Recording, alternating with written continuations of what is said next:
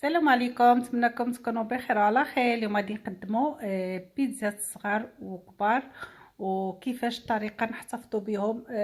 هما عامرين عنا في المجمد هكا على حسب الوليدات المدرسه اللي كينوض في الصباح كيبغي يعطي لوليداتو شنو يدي معاه. هكا كيجيونا ساهلين، غير نجبدوهم ونطيبوهم. والطريقه كيفاش نحتفظوا بهم، وعندنا كبار وصغار. غادي نمشيو الطريقه ديال العجينه. غادي نبداو المرحله الاولى، غادي نديرو في الاناء 2 كيسان ديال الفينو و2 كيسان ديال الدقيق، الدقيق الابيض. المرحله الاولى مهمه ديال العجينه. غنديرو معلقه كبيره السكر ومعلقه كبيره ديال الخميره حبيبات، وغادي نخلطوا النواشف مع بعضها في الاول. ومن بعد غادي نحتاجو الماء دافي، 4 الكؤوس ديال الماء اللي غادي نضيفوه على الخليط. غادي نطربوا هاد الخليط المرحله الاولى ونخليوه يختمر، وعاد باش غادي نرجعوا له باش غنزيدوا مرحله ثانيه. هاد المرحله الاولى مهمه للعجينه باش كتجينا العجينه زوينه وفتيه. غادي نخلطوه مزيان وغادي نديروا عليه واحد السلوفان وغادي نخليوه حتى يختمر، ومن بعد غادي نرجعوا له. الماء يكون دافي، ما نديروش الماء بارد. صافي دابا هنايا غادي نغطيوه ونخليوه. صافي من بعد ما ارتاحت لينا مزيان العجينه، هي هذه شتو كي اختمرت العجينه. غادي نزيدو المرحله الثانيه. عندنا معلقه ديال الملح، عندنا 2 معالق كبار ديال الحليب بودره، وغادي نضيفو نص كاس ديال زيت الزيتون لان كميه كبيره اللي غادي نديرو. غادي نزيدو معلقه كبيره ديال الزعتر، وغادي نخلطوا هذا الخليط. ومن بعد غادي نبداو نزيدو الدقيق على حسب الخليط اللي عندنا. كنخليو العجينه تكون رطبه. صافي من بعد ما دخلنا المكونات اللي عندنا في داك الدقيق الخليط الاول، غادي نبداو دابا نزيدو الدقيق. غادي نضيفو دابا غير الدقيق الابيض، وفي الاخير غادي نقرصو بالفينو. غادي نبداو نزيدو الدقيق وغادي نجمعو العجينه. غادي نحيدو الطراب وغادي نجمعو العجينه باليد، واللي بغى يدير في العجانه يديرها في العجانه لان العجينه ما كتعجنش بزاف، غير كنجمعوها. صافي من بعد ما غادي نجمعو العجينه ديالنا جيدا، غادي نحيدوها من الاناء ونديروها في شي بلاطو باش غادي نفرقوها. غادي نجيبو شويه ديال الفينو باش غادي نفرقو بها. غادي نفرقوها على 3 ونخليوها ترتاح شي شويه.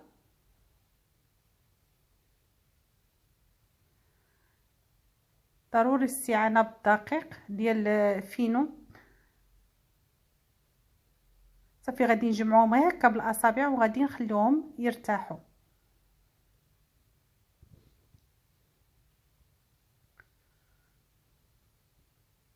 لان العجينه ديالنا خليناها خفيفه، داكشي علاش كنديروا لها الفينو. صافي من بعد خليناها ترتاح وغادي نرجعوا باش غادي نقرصوها. غادي نديروا الدقيق في سطح العمل ونبداو نطلقوا. غادي نطلقوا العجينه ديالنا وغادي نكونوا قدينا الصينيه اللي غنديروا فيها اللي غتدخل الفرن، واللي غادي نحتفظوا بهم هكاك في المجمد. غنديروا في شي بلاطو وكنفرشوا لهم كريط ديال الطبخ ولا ميكا ديال المجمد باش كنحطوا عليها. غادي نطلقوا العجينه ديالنا.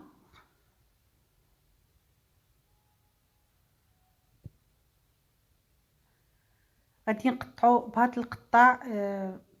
كيبقى اختياري، اللي بغى يديرهم كبر على هكا صغر على هكا. هذا كيجي هذا القطاع موين في الوسط، ما هو صغير ما هو كبير.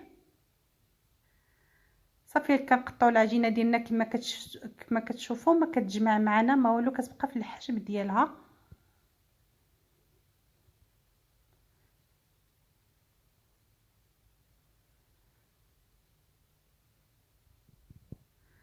صافي من بعد ما قطعناها غندي نستفوها في الصينيه اللي غادي نعمرو فيها، لان غنعمروهم غندخلوهم الفرن، ما غنديروا لهمش نص طياب.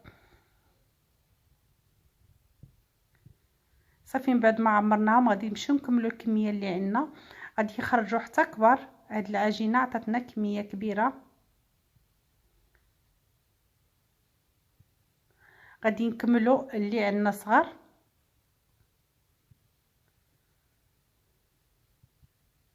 شفتوا هما هادو. شوفي العجينه كي كتبقى في الحجم ديالها كتجي زوينه. صافي من بعد ما سالينا كلشي قرصناه غادي نحاولوا نتقبوهم كاملين. انا الصوص كانت عندي مصغبه اللي غندير فيها، اللي كندير فيها فلفله حمراء، طماطم، كندير فيها واحد الجعده اولا الجزر، وكنطيبها وكندير فيها منسم ديال الزعتر، وكنزيد فيها نقيطه زيت هي اللي كنستعمل في التعميره. هنايا درت واحد البصله كبيره اللي كتكون خضراء، هذاك البصله الخضريه اللي كاينه دابا، هذا هو الجبن اللي استعملت على بيتزا بجوج بهم اللي خلطتهم. صافي داك البصله من بعد ما غتنزل غنزيد عليها الكفته، وغادي نخليهم تيتشحروا مزيان، وغندير لهم شويه ديال الابزار، وغادي نخليهم حتى تنزل مزيان. غادي نعمر بها الصغر. والبيتزات كبار عمرتهم هما بطريقه اخرى. هذاك الصوص اللي كنت مصغبه انا فات اللي قدمتها معكم في واحد العجينه اخرى. صافي غادي نعمروهم كاملين، غادي نديروا عليهم صوص، من بعد غادي نديروا عليهم هادو الصغار. كاين اللي درت لهم التون، كاين اللي درت لهم كفته. صافي هادو غندير عليهم هذاك الكفته اللي صغبت، هذاك البصله اللي شلطت معاهم خلطتها.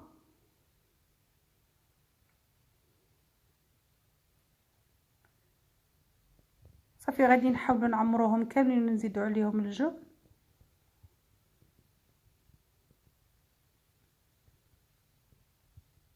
بالنسبه اللي عنده وليدات صغار المدرسه كيجيو ساهلين وبساط هاد البيتزات.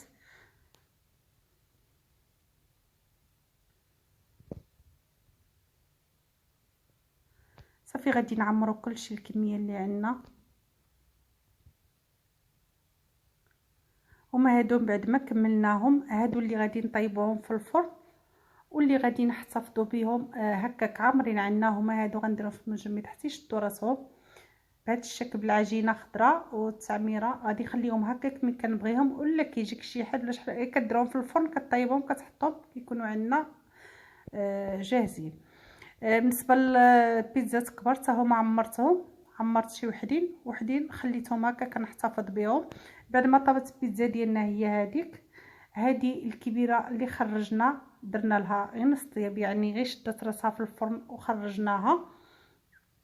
البيتزات ديالنا صغار شفتوا كي جاو، والكبيره عمرناها درنا فيها حتى هي داك الصوص، درنا فيها الزيتون الاسود والزيتون الابيض والتركيه والطماطم سوليس هي اللي درنا فيها. هذا هو الشكل ديالها كي جات. يعني التعميره كتبقى اختياريه على حسب كل واحد باش كيبغي يعمر، لان انا عمرت 3 اشكال هنايا كبار وعاد الصغار. المهم الطريقه د العجينه كتجي زوينه بها البيتزا بزاف. هادو هما الشكيلات ديال الكبار، لان كل واحد شنو كيبغي كيفاش كيبغيها عامره بطريقه. واحد كيبغيها بالتون، واحد كيبغيها بالكفته، واحد كيبغيها بالكامبا، على حسب. هادو اللي كنا درنا في المجمد هما هادو.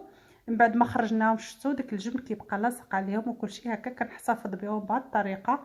ملي كنبغيهم كنجبدهم كنديرهم في الفرن مباشره كيطيبوا. صافي غادي نديرهم في الكيس اللي غادي نديروه في المجمد نحتفظوا بهم بهذه الطريقه. كنعمرهم عادي كنحطهم، ما كنديرش عليهم شي حاجه اللي تثقل عليهم، نخليهم هما الفوقانيين. هذا هو الشكل ديالهم كي كيجيو. غادي نشد عليهم وغادي نحتفظ بهم هكاك. وداك الكبر حتى هما غادي نحتفظ بهم ملي كنبغيهم كنجبدهم ملي كنعمرهم ونديرهم في الفرن كيجيو ساهلين والحاجه ديال الدار. هادو هما البيتزات الصغار اللي قدمنا اللي درنا فيهم كفته وبصله. هذا هو الشكل النهائي ديالهم. نتمنى تعجبكم العجينه ديال البيتزا، والسلام عليكم ورحمه الله وبركاته.